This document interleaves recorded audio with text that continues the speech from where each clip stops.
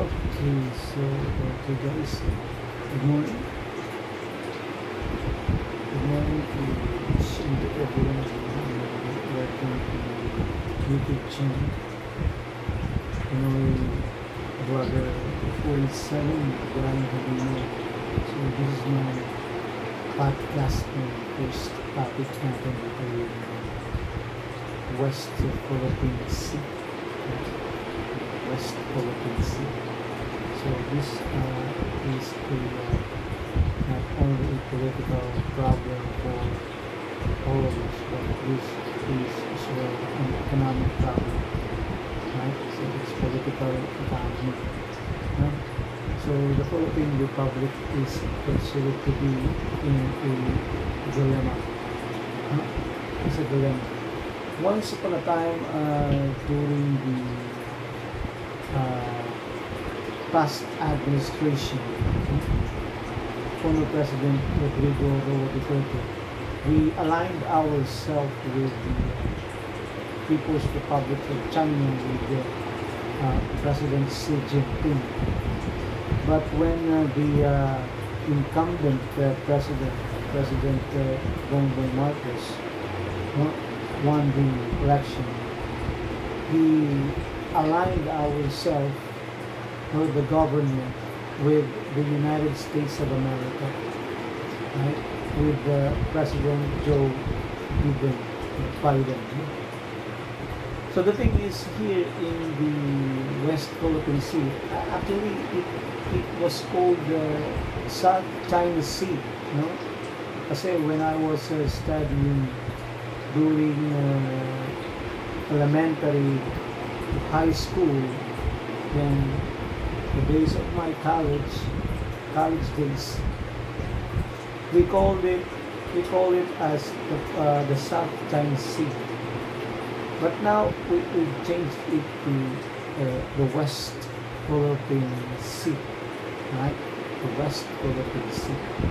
So the thing is that the reason why, why we changed to that from South China Sea to West Philippine Sea is to insert our dominance with that with our territorial integrity.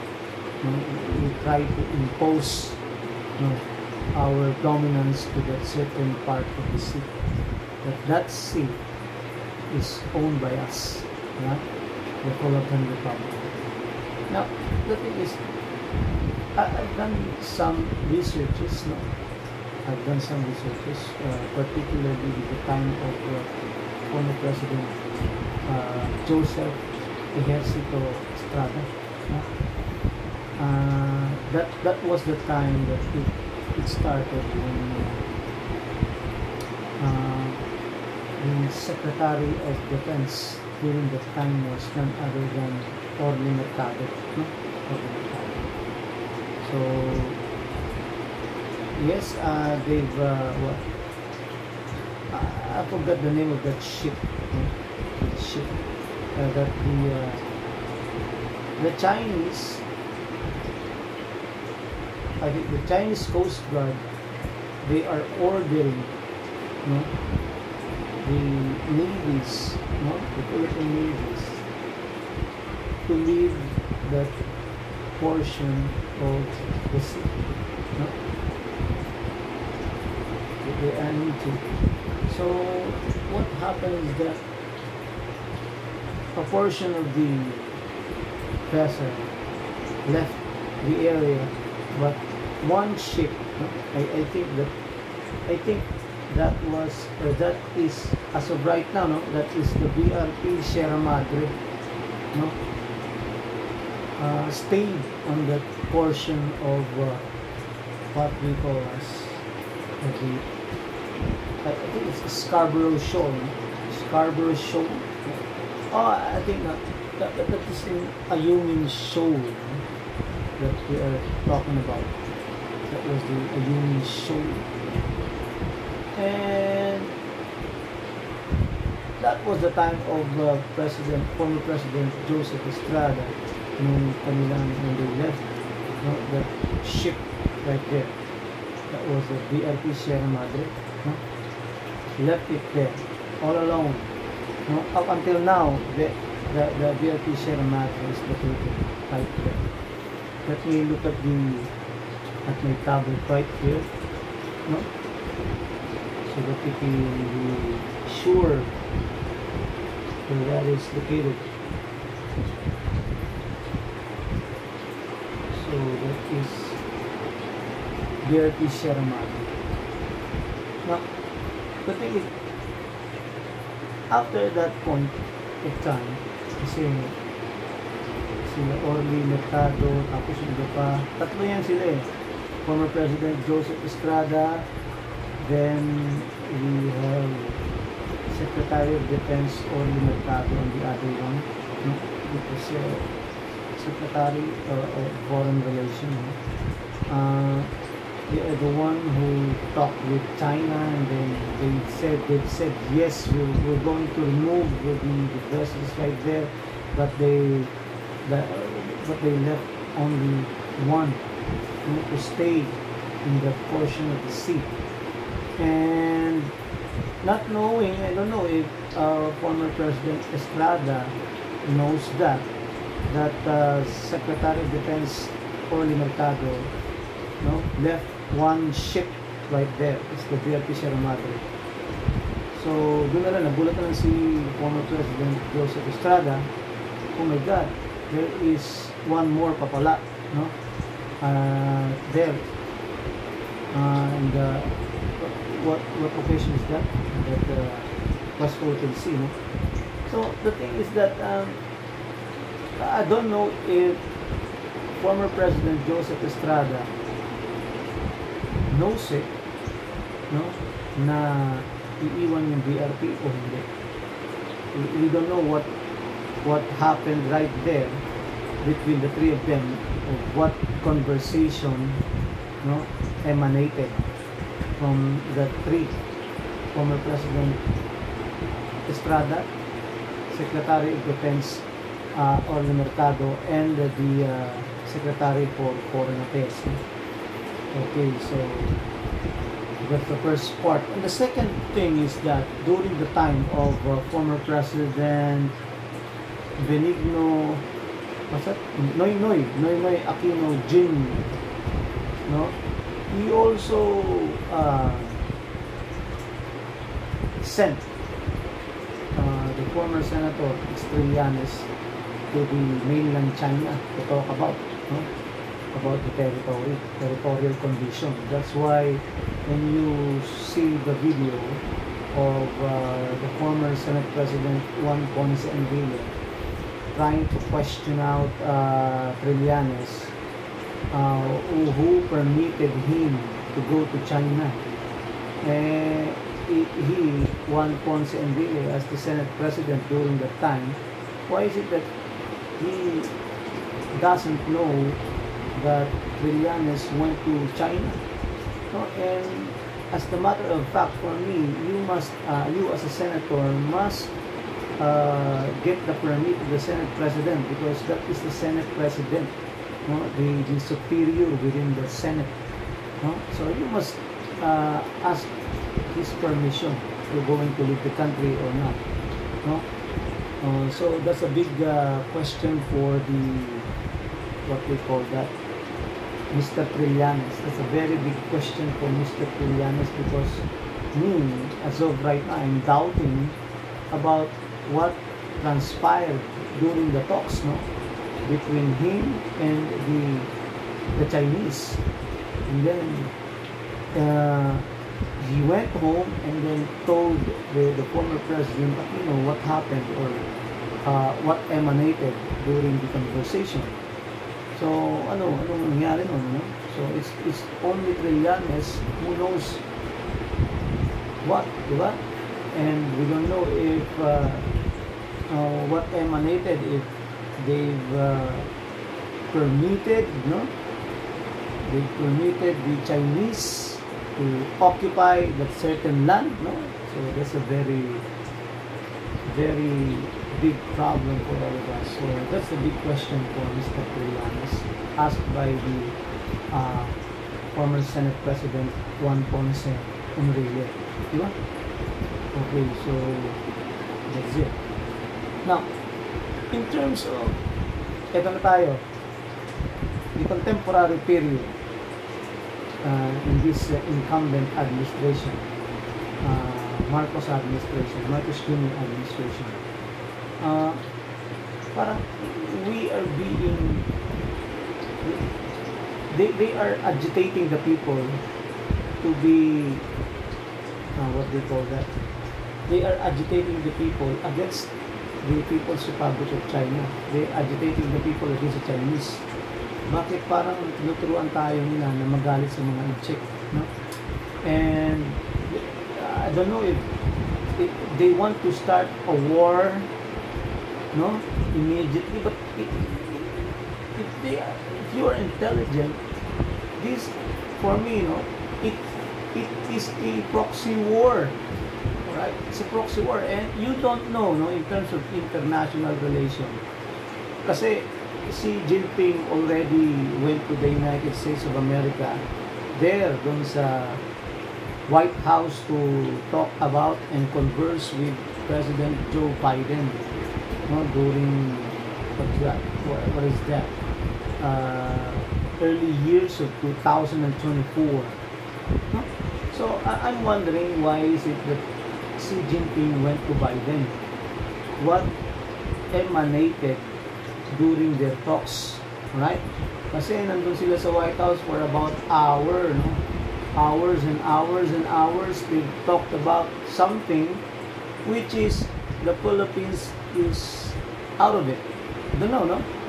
So then ngayon, the United States of America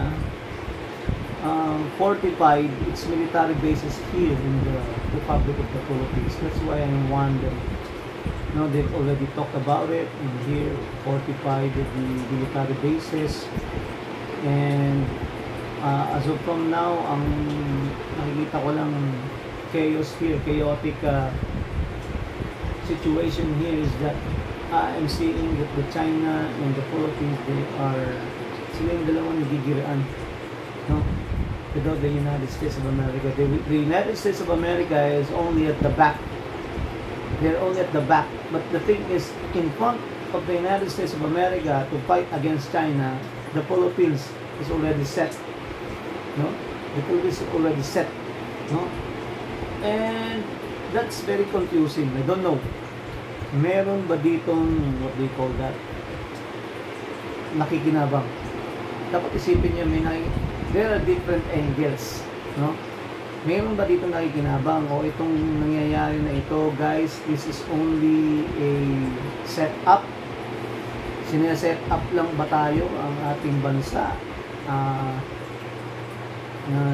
Sino magsiset up? I don't know if the United States of America and the People's Republic of China, no, talked about each other to, okay, sige, ako si Biden, ikaw si Xi Jinping, usap tayo. Let us say, I'm the president, no, of the United States of America. So, to fortify my business interests here in Asia, I'm going to talk about with the powerful economy in Asia, which is none other than the People's Republic of China. No? So, usap tayo. So, I don't know, no? But nagkaganon yung situation. Kasi at this point of time, we must be intelligent. We don't know who uses, no, us. Sino ba gumagamit sa atin? No?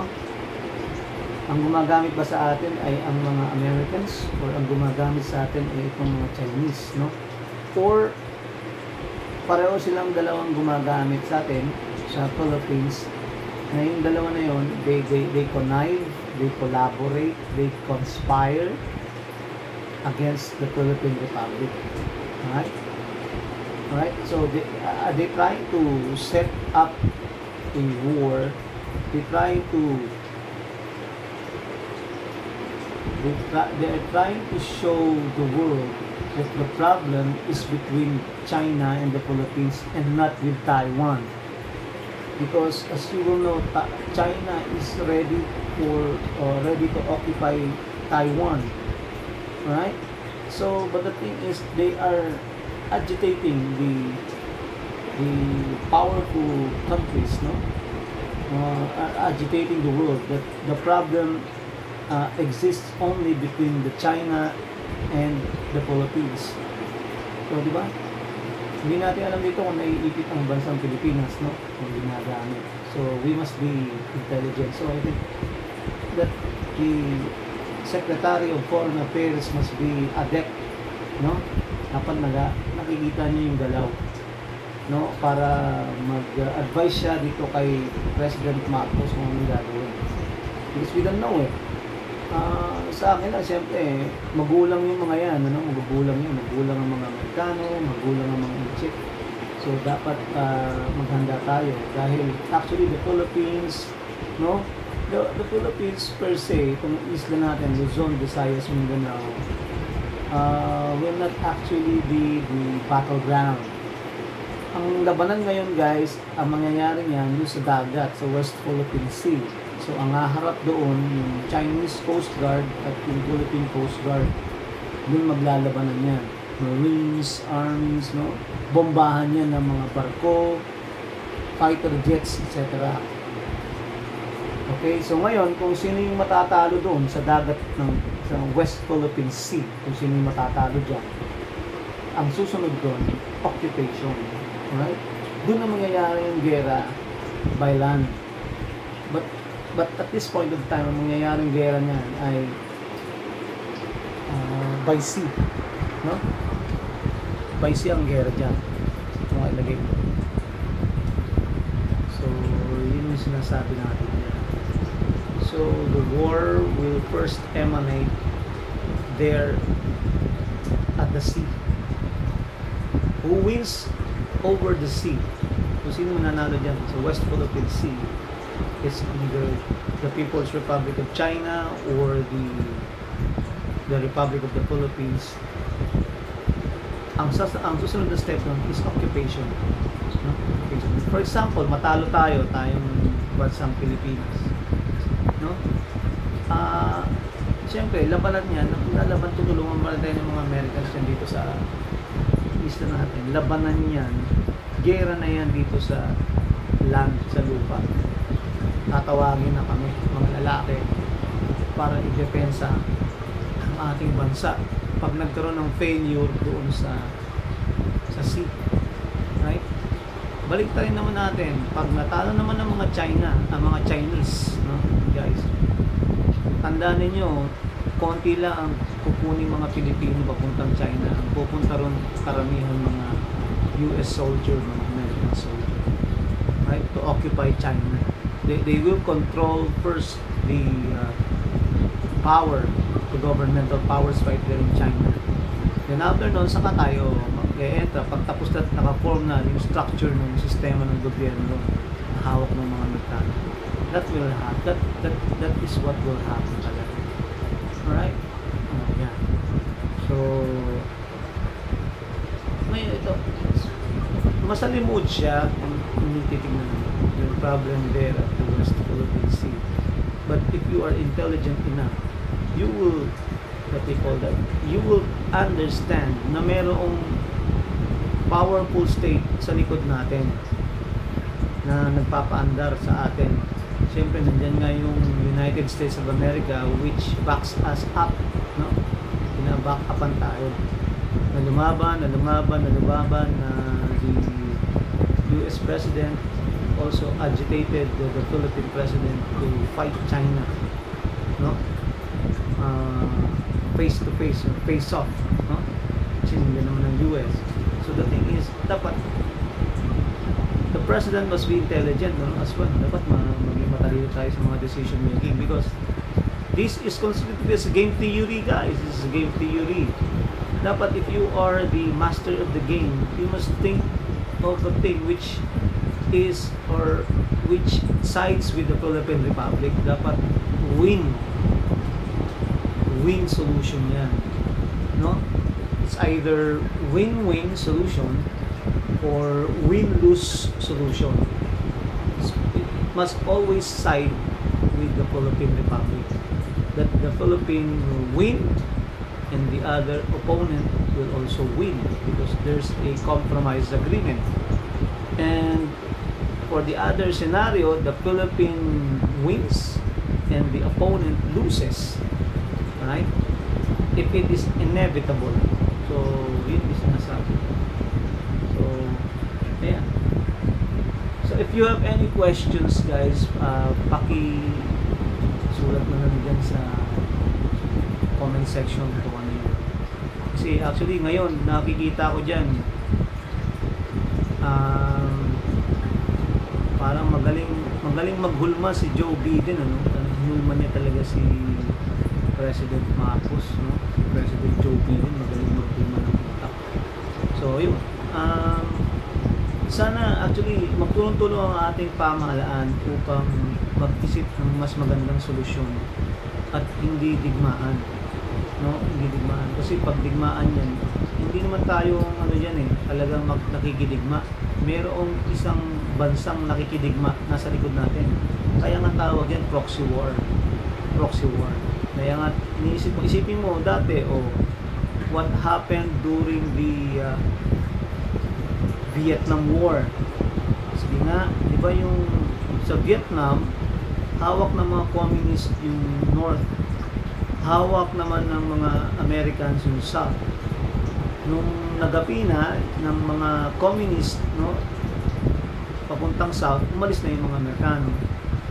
And what else? Dito sa Pilipinas, ganun din, nung nagabi tayo ng mga Japanese, umalis na rin yung mga Amerikano. Alright? So, naiwan sa atin yung ating pakikibaka. Ngayon, ganyan din ang mangyayari dyan, guys. No? That will happen as well. Right? Tayo lang din ang gagawa ng solusyon sa ating problema. So, ayun. Ano lang yan, merong sa akin, sa aking pananaw, merong gumagamit sa atin, no, na bansa or mga bansa, no? Remember, Asia, the economies here, or majority countries here in Asia are already thriving. Lumalakas, ibig kong sabihin, lumalakas na yung ekonomiya ng mga bansa na kapitbahay natin. Kung mapapansin nyo, tayo na nga lang yung ekonomiya natin, napakawalang kwenta ng ekonomiya natin ngayon. Bakit ka mo? Kasi tumataas yung inflation. Nagkakaroon ng inflation, no? The prices are increasing, no? Because of that inflation. Why is it that we cannot control it, no? Ako kasi ganito, no? The reason why tumataas yung inflation, guys, kasi humihina yung purchasing power ng mga consumer, right? So dapat ang ginagawa natin dito, gumagawa tayo ng mga infrastructure projects, kabi-kabilaan yan, no? Tapos sa infrastructure projects, marami nang hindi pupunta ng abroad, kukunin ng gobyerno para magtrabaho dito sa infrastructure na to, at thereby lumalakas tuloy, pinapasahod natin sila, mga Pilipino, bilisan lang ngayon ng bilis sa market, alright? So lumalakas ngayon ng purchasing power. Pero ngayon, the thing is, mataas ang unemployment rate, konti ang trabaho dito sa ating bansa dahil sa nagbabadyang digmaan, no? Kaya yung mga investment hindi magtitiwala dito sa ating bansa because there is an impending war, no, here in the Philippines against China. And another thing is that yung political turmoil here in the Philippines, nagkakagulo-gulo. Actually, magulo na sa labas, external chaos, magulo rin sa loob, internal chaos. So ito ang pinaka-problema ngayon ng ating bansa, no? Magulo na rito sa ating loob, sa politika, because there are warring factions, no? So trying to get the power there in Malacanang, no? nagkakaroon ng problema, nagkakaroon pa ng problema sa ibang bansa, sa labas ng bansa. So, the only thing is that dapat kailangan natin ng isang leader talaga na genuine siyang mag-isip, no? Meron siyang mga strategies, techniques, tactics, no? Na alam mo kasi pag kinakausap mo yung mga yan, yung mga presidente ng ibang bansa na yan, may mga kanya-kanyang agenda yan. Sasabihin nila sa inyo yung ganitong proposition, pero at the back of it, meron silang mga ibang agenda. Alright? Kaya dapat we do not trust, no? We must not trust the American president. We must not trust anybody. So just trust yourself as a leader, no? In which your decision making will benefit your constituent, no? Yun. And you must look and try to review the game theory. We must be in a position in which we must gain win-win solution. If we cannot do win-win solution, we must have win-lose solution. All in favor of the Philippine Republic. Okay? That's the biggest problem there in the West Philippines. Okay guys, hanggang dyan lang tayo at see you next time dito sa aking podcast. And please make some comment or suggestion and try to subscribe, watch, like, share, and comment.